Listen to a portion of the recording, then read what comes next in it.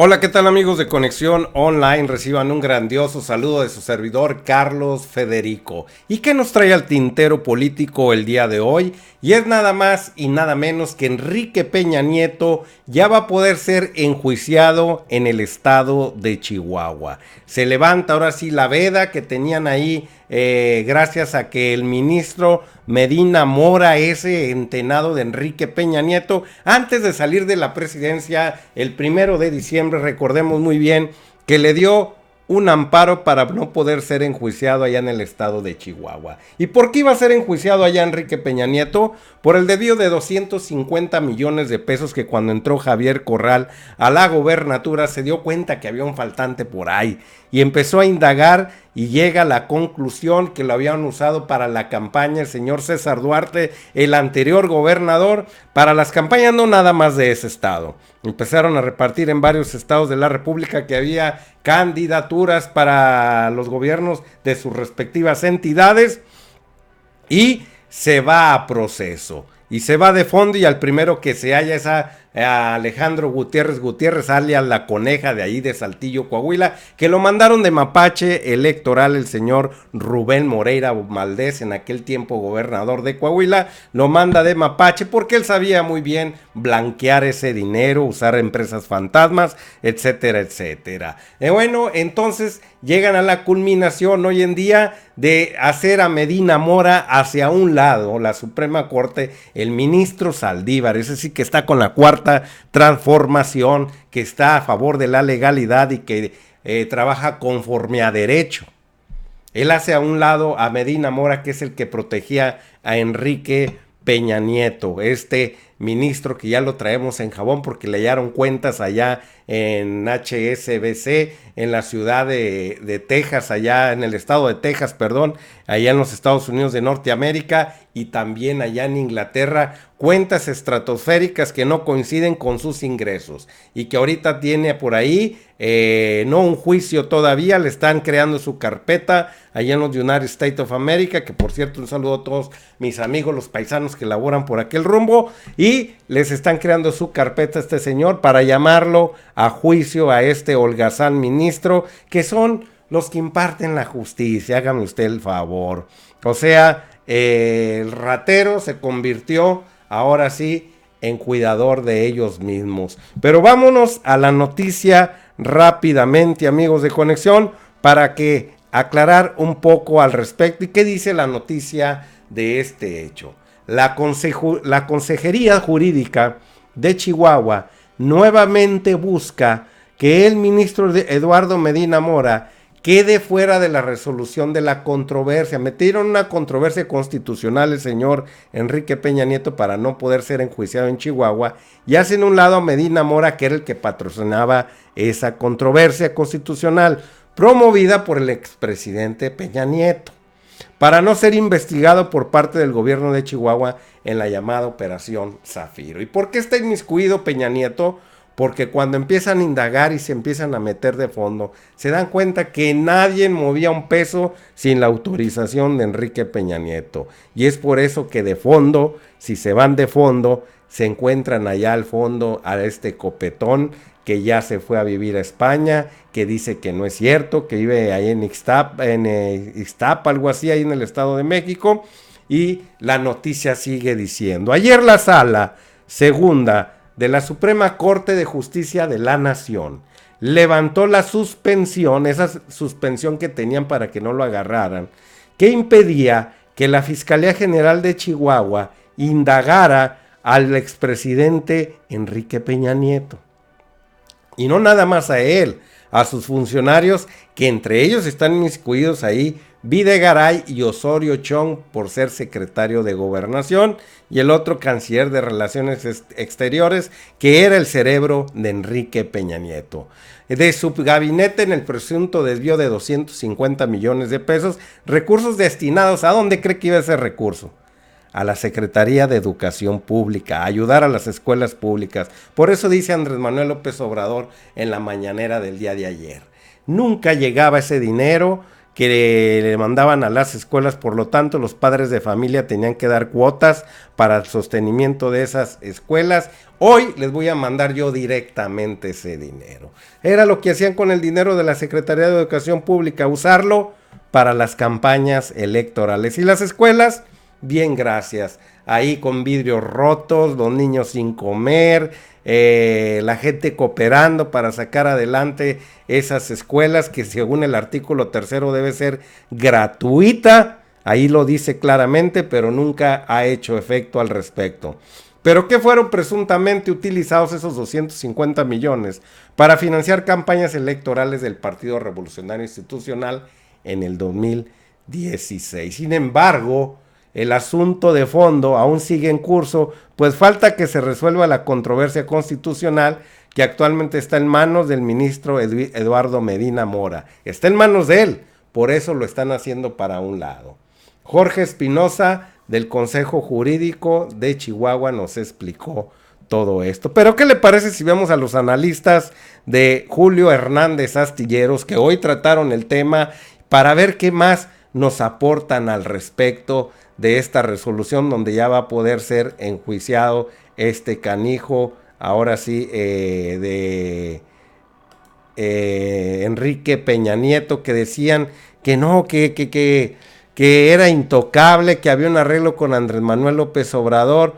Pues no, ya se los puso en bandeja de plata, ya hizo las diligencias necesarias para que Chihuahua, que tiene elementos para meterlo al bote, lo enjuicie. Vámonos riendo a ver qué dicen aquí los compadres de Sin Embargo, y el director de Sin Embargo y el analista político Mario Delgado de Proceso.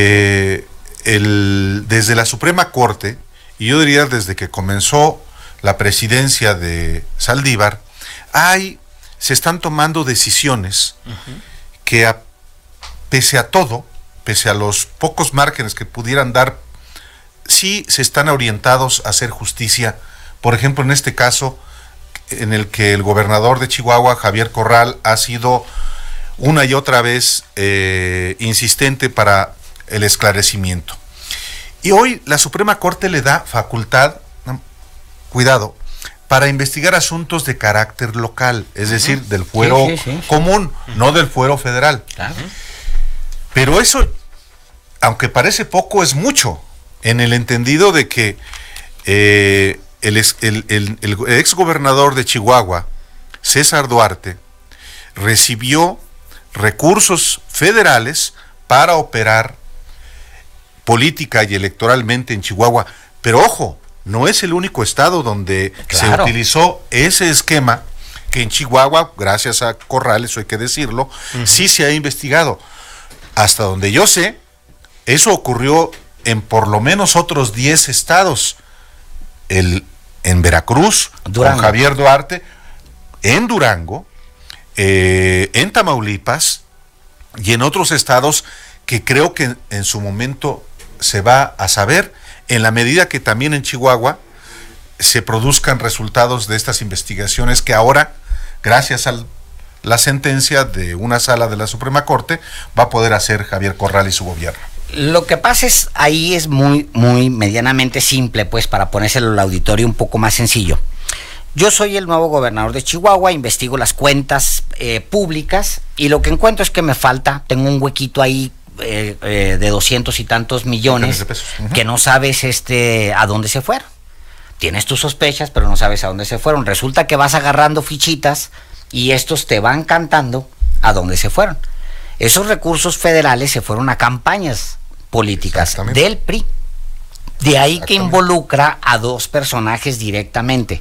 El primer personaje, pues, es Manlio Fabio Beltrones, que está amparado, que era el presidente del PRI, y a su segundo, que es la coneja, que es Alejandro Gutiérrez, personaje muy cercano a Manlio, en muchos sentidos se cree, que es el que habría hecho esta operación que Justicia para Chihuahua es la que está investigando, que es una operación básicamente de repetir el esquema, que ¿cuál es?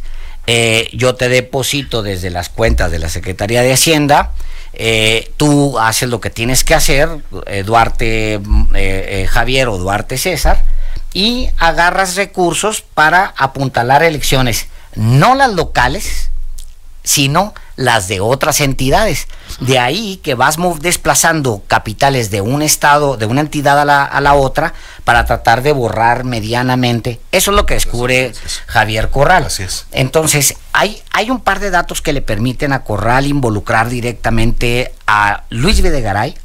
Sobre todo ahí está la clave del asunto. Luis Videgaray y también al presidente. Antes de que se descubriera pues el posible manejo, el presunto, no, ya están sentenciados, es el manejo irregular de recursos del gobierno del estado para apoyar una campaña del PRI. Antes de que se descubriera eso, se descubre otra cosita. Resulta que el señor Duarte de Chihuahua, el gobernador de Chihuahua, se le ocurre hacer un banco. Y ese banquito que hace con su secretario de finanzas poquito antes de agarrar el poder es validado por alguien. Ese alguien se llama Luis Videgaray.